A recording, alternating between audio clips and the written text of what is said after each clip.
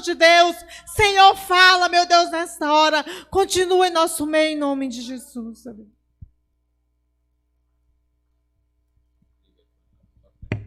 Pode sentar, irmãos.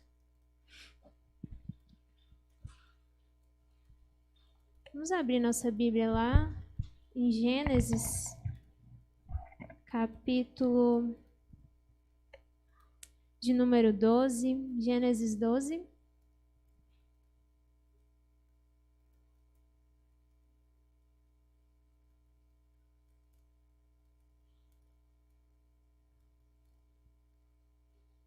Se você tiver com a sua Bíblia e puder abrir aí mesmo que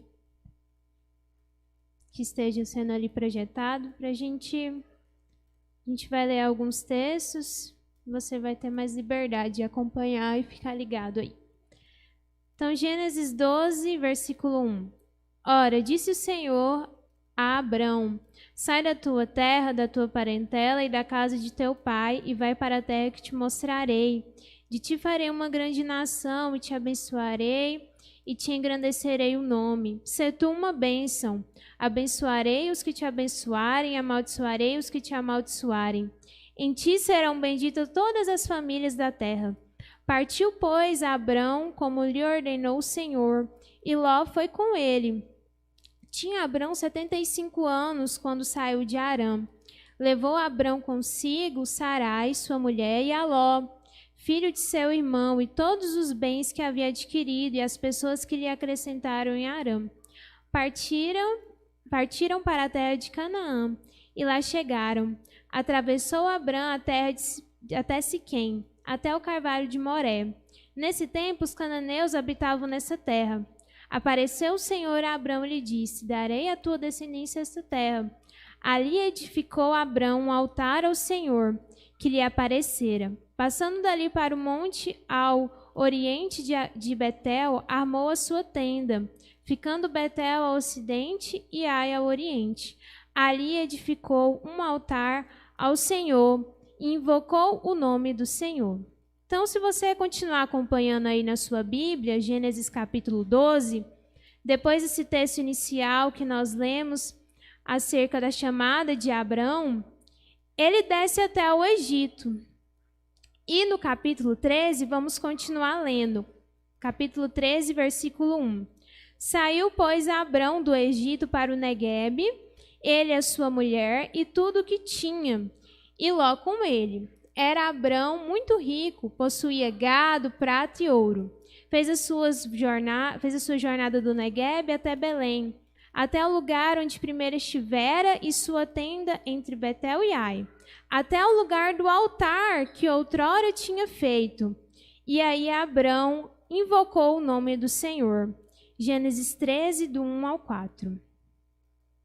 Que foi o texto que a gente leu. Então, irmãos, hoje nós vamos falar acerca da ativação da oração e da adoração. E diante desse tema tão amplo, tão grande, né, que a gente poderia falar sobre tantas coisas para nós sermos edificados e abrirmos o nosso coração para o Senhor trabalhar em nós, escolhi falar acerca de um item, um objeto que a Bíblia fala muito acerca dele.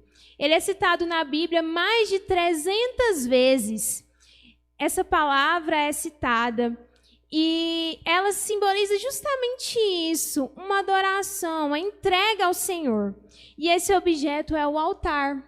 O altar, nós vemos aqui nesses textos, né, um dos primeiros altares sendo edificados. E nós vamos falar acerca de a ação desses personagens bíblicos, a prática desses personagens bíblicos do Antigo Testamento de construírem altares ao Senhor. Nós vemos na Bíblia que Noé edificou o altar ao Senhor, assim quando ele saiu do dilúvio, né? Assim que ele saiu da arca, a primeira coisa que ele fez foi edificar um altar ao Senhor. Como nós lemos aqui, Abraão edificou um altar ao Senhor, Isaac, Jacó, Moisés, diversos personagens bíblicos edificaram altares ao Senhor. Davi edificou altar ao Senhor. Então, tantos outros personagens edificaram altares ao Senhor, com o objetivo justamente de oferecer sacrifícios e ofertas ao nosso Deus e oferecer adoração ao Senhor. E hoje nós lemos aqui a história de Abrão. Nesses versículos que lemos, né, nós sabemos que o Senhor chama Abrão, faz uma aliança a ele, faz essa promessa que nós lemos aqui, que a partir da descendência de Abrão, todas as famílias da terra seriam abençoadas. E a partir daquele momento, nós vemos que Abrão passa a viver em função dessa aliança que ele tinha com o Senhor. A aliança que ele tinha com Deus não era um detalhe na vida dele, não era um momento que ele guardava na sua memória. Ai, nossa, uma experiência poderosa que eu tive há muitos anos atrás. Não, Abrão passou a viver em função dessa promessa e dessa aliança que Deus havia feito para ele. E é assim comigo e com você também, né? Eu oro ao Senhor, nós precisamos ter esse entendimento que a nossa aliança com Deus não é um detalhe, não é uma coisa, um dia eu levantei a minha mão, um dia eu fui à igreja e resolvi frequentar a igreja, né? Ou eu sou um mero frequentante da igreja aos domingos. Não, a gente vive em função dessa aliança que nós temos com o Senhor. Ela não é um mínimo detalhe, ela tem que influenciar tudo que nós fazemos ao acordar, ao deitar, na nossa existência, nos nossos sonhos, nos nossos pensamentos. Nós precisamos viver em função da nossa aliança com o Senhor. Assim como nós vemos que Abraão passou a viver com função de agradar ao Senhor. E esse é o nosso objetivo. E aí você me pergunta, mas como é que a gente vê isso na vida de Abraão? Por que né, depois ele passou a ser chamado de Abraão, o Senhor muda o seu nome? Mas como é que a gente vê isso na vida de Abraão? Que ele vivia em função da aliança que ele havia feito com o Senhor. Nós vemos isso nesse texto que nós lemos, por exemplo, em que a partir do momento que Deus promete, eu vou te dar uma terra que você não sabe onde que é. Abraão largou tudo e foi atrás dessa promessa que o Senhor tinha dado para ele. Ele largou a sua terra, os seus parentes, seus amigos, tudo que ele tinha. E foi atrás dessa promessa que o Senhor tinha feito com ele. Uma vida de dependência do Senhor. A cada passo que Abraão dava, era um passo de adoração, de dependência. A cada passo que ele dava de dependência ao Senhor, ele estava dizendo, sim, Senhor, eu acredito nessa promessa que o Senhor está fazendo a mim. Além disso, nós vemos isso na vida de Abraão, ele ao consagrar tudo que ele tinha ao Senhor.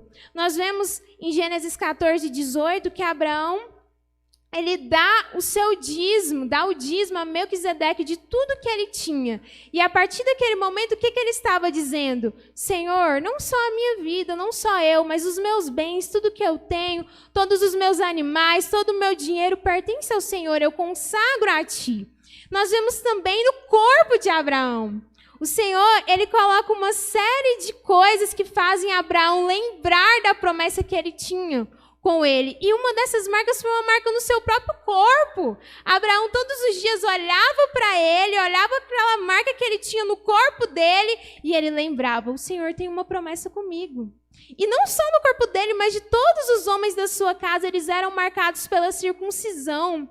Era uma lembrança permanente dessa promessa que o Senhor tinha feito com eles, um sinal físico da aliança. E, além disso, o último altar que Abraão edifica, talvez seja o mais marcante, né, da história de Abraão, que é quando ele edifica um altar para sacrificar o seu próprio filho. Aquele filho que era a promessa do Senhor. Aquele filho que era o cumprimento da promessa de Deus. E ele estava dizendo o quê? Senhor, eu te amo mais até mesmo do que a sua promessa. Eu estou disposto a servir o Senhor acima até mesmo da promessa que o Senhor tem para mim. Então, Abraão, ele marca, né, ele demonstra que a sua vida era completamente no Senhor a partir do seu andar diário, indo até aquela terra. Ao dar o seu dízimo, demonstrando que os bens dele eram do Senhor. Até uma marca física no seu corpo, demonstrando, lembrando daquela aliança, aquele sinal físico. E ele, quando ele vai ali consagrar Isaac, naquele momento ele diz que a sua família, que tudo que ele tinha, até mesmo a sua promessa, estavam abaixo do amor dele que ele tinha ao Senhor. Então olha que exemplo, né, para nós, de alguém que vivia uma vida permanentemente em tudo que ele fazia de adoração a Deus.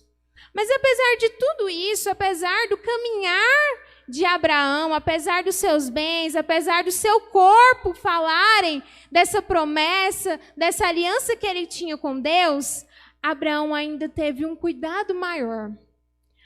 Algo maior que ele fez. Algo maior não. Uma outra coisa que ele fez. Um outro ato que ele fez importante que vai nos ensinar hoje. Ele também teve o cuidado de, em diversos momentos da sua caminhada, enquanto ele caminhava ali ao lado do Senhor, né? A Bíblia usa esse termo em Gênesis, né? Que os homens andavam com Deus, ou seja, o caminhar deles era para Deus. Apesar do caminhar dele ser para Deus, apesar do meu e seu caminhar ser para Deus, você acordar de manhã com o objetivo de adorar a Deus, existem momentos que nós precisamos parar. Precisamos parar tudo. E precisamos edificar um altar ao Senhor. E precisamos ter um momento de intensificação dessa adoração. Um momento da gente construir algo que nos lembre, que nos traga a memória que nós temos uma aliança com o Senhor. Um momento em que a gente estabeleça a adoração de uma forma mais intensa com o Senhor. E nós vemos isso aqui. Abraão se encontra com o Senhor, começa a andar, mas em determinado momento ele para. E ele edifica um altar ao Senhor. Ele vai para o Egito, né? Esteve ali naquele povo, naquela cultura diferente. Abraão, de certa forma, até mentiu, né? Até cometeu um pecado, vamos dizer assim, ele deu até uma escapadinha. Mas ele volta, é muito interessante que nós lemos aqui, porque ele constrói esse altar ao Senhor aqui, e ele desce ao Egito. Mas quando ele volta no mesmo lugar que ele havia construído aquele altar. E quando ele vê aquele altar, e ele se lembra da aliança dele com o Senhor, ele se lembra daquele momento que ele teve aquele encontro pessoal com Deus, a palavra diz que Abraão invocou o nome do Senhor mais uma vez. Então, olha como é importante nós construirmos altares de adoração. Como é importante nós pararmos, porque eles trazem à nossa memória a aliança com o Senhor. Então, o altar é esse elemento, né, que nós construímos diante do encontro com o Senhor. Mas o que é um altar, né? Muitas vezes nós chamamos o púlpito de altar, nós chamamos muitas coisas de altares. Como eram esses altares? Altares eram plataformas que eles construíam, muitas vezes com terra, muitas vezes com pedras, né, algo plano, em que eram oferecidos sacrifícios, as ofertas. Era um local, o altar, ele simbolizava isso, a consagração, a adoração, a entrega. Né? Nós sabemos que a adoração, a palavra para adoração na Bíblia, é justamente se jogar ao chão, é se render, é beijar os pés, é reconhecer a grandeza de Deus. E Abraão, ao fazer isso, ele estava declarando que todo aquele território, né, nós sabemos que aquele povo, os cananeus que viviam naquele lugar, eram povos idólatras. Eles adoravam inúmeros deuses. E Abraão, ao edificar aqueles altares, estava dizendo, não, agora essa terra é do Senhor. Agora o povo dessa terra vai adorar o Senhor. Ele estava introduzindo a adoração ao Senhor naquele lugar. Então, o altar é esse objeto, né? E depois nós vimos, né, que muitos outros personagens bíblicos edificam altares. E o Senhor, ao dar a lei de Moisés, ele dá uma série de regras de como esses altares deveriam ser edificados. E ele estabelece um altar permanente a ele, lá no tabernáculo. A gente tem um altar do holocausto, no átrio, e a gente tem um altar de incenso lá no santo lugar, que permanentemente era queimado incenso ao Senhor como forma de adoração. Então, nós vemos essa continuidade em toda a Bíblia, a continuidade da figura do altar. E depois, Jesus, ao vir a nós e se derramar como um sacrifício vivo, ele também edifica um altar de adoração ao Senhor. Certo, Laís? Então, eu entendi o altar, entendi que na Bíblia fala de altar. E eu agora? E eu?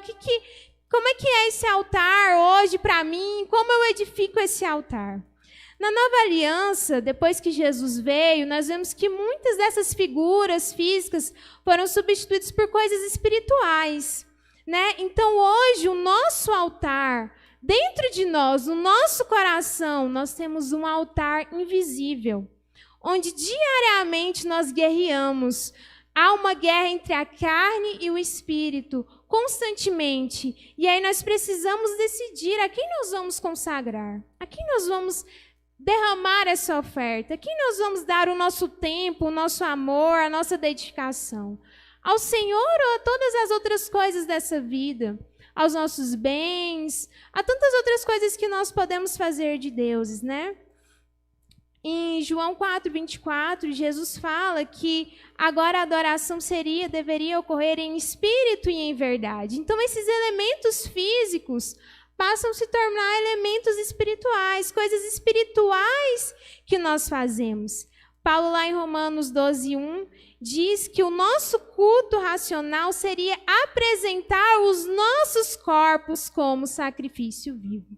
Então, hoje, eu e você somos chamados a fazer o nosso coração um altar ao Senhor permanentemente. Então, diante disso, irmãos, diante da história de Abraão, diante da necessidade de nós edificarmos altares, nós precisamos nos conscientizar disso. Nós precisamos decidir levantar altares ao Senhor. Nós temos uma memória péssima, assim como Abraão. A gente se esquece. Se eu perguntar para você hoje, o que pregou domingo? Você vai lembrar? Eu perguntar para você, o que pregou aqui há 2 semanas atrás? 3 semanas atrás? O que você leu na Bíblia há 15 dias? Provavelmente, só se você tiver uma memória muito boa para você, né? Só se você for superdotado para você conseguir lembrar todas essas informações. A nossa memória rapidinho, a gente esquece, ainda mais as coisas boas. Infelizmente, a gente lembra da musiquinha Chiclete, que a gente ouviu lá na esquina, mas a gente não lembra da palavra do Senhor. E nós precisamos ter esse momento de parar e de edificar altares, de relembrar da aliança que nós temos com o Senhor. Então, nesse mundo de correria, em que você tem 1000 atividades para fazer, a gente acorda e é celular tocando, é um monte de coisa para fazer, e é correria, e é trânsito, o Senhor te chama para você parar a sua vida e olhar para Ele diariamente e construir um altar diariamente ao Senhor. E muitas vezes, esse momento de nós construirmos um altar ao Senhor na nossa vida, todos os dias, também é um momento de nós realinharmos os nossos objetivos, de nós reorganizarmos o nosso coração. Nós vemos isso acontecendo na história de Elias. Elias, você se lembrar daquele episódio que ele ora e cai fogo do céu, né? A gente sempre lembra dessa história. Antes disso acontecer, antes do fogo cair do céu, os sacerdotes de Baal haviam tentado por diversas horas, por muitas horas, fazer com que fogo caísse do céu por meio de Baal. Então eles ofereciam sacrifícios naquele altar, tentavam até que desistiram. E Elias, quando ele vai construir, quando ele vai oferecer o sacrifício, a primeira coisa que ele faz, 1 Reis 18:30, ele diz que ele restaurou o altar do Senhor que estava em ruínas. Então, na nossa vida, muitas vezes, nós pegamos o nosso altar, o nosso coração, e nós usamos para tantas coisas, nós dedicamos o nosso coração para tantas coisas, nós entregamos o nosso tempo, o nosso amor, a nossa dedicação para tudo. E aí o nosso coração fica todo bagunçado. E a gente precisa desse momento de parar e de reorganizar o nosso altar, assim como Elias fez. Então o Senhor, Jesus nos dá diversas ferramentas para isso. E uma delas é a oração. Jesus nos ensina a orar em secreto. Mateus 6,6 diz: Tu, porém, quando orares, entra no teu quarto, fecha a tua porta, oras a teu pai que está em secreto, e teu pai que vem em secreto te recompensará. Então Jesus, ele nos dá essa ferramenta de reorganização do nosso altar. Nós sozinhos com ele, em oração, nós podemos realinhar o nosso altar. Mas muitas vezes a gente não tem disciplina, né, para isso, e nós devemos intensificar isso. Mas uma ferramenta que o Senhor nos dá também é a nossa família, a nossa casa, em que nós podemos nos reunir juntos em oração para ajudarmos uns aos outros a realinhar e reconstruir o nosso altar. O pequeno grupo também, que nós podemos nos reunir, contar e conversar e dizer o que nós estamos precisando de oração, também é um instrumento de realinhamento do nosso altar. E os cultos de celebração, onde todos nós nos reunimos para adorar o Senhor, e é um momento em que nós somos ativados, mais uma vez. Então, meu irmão, nós precisamos ser convencidos hoje pela palavra do Senhor, que precisamos edificar altares ao Senhor de adoração. Nós temos tantas ferramentas para isso, e que nesse ano de 2021 você possa colocar como um dos seus objetivos ter um tempo diário de adoração, de edificação do seu altar, de pegar o seu coração e submeter ao Senhor, entregar ao Senhor como forma de adoração. Amém? Orar? Pode orar. Orar ou cantar?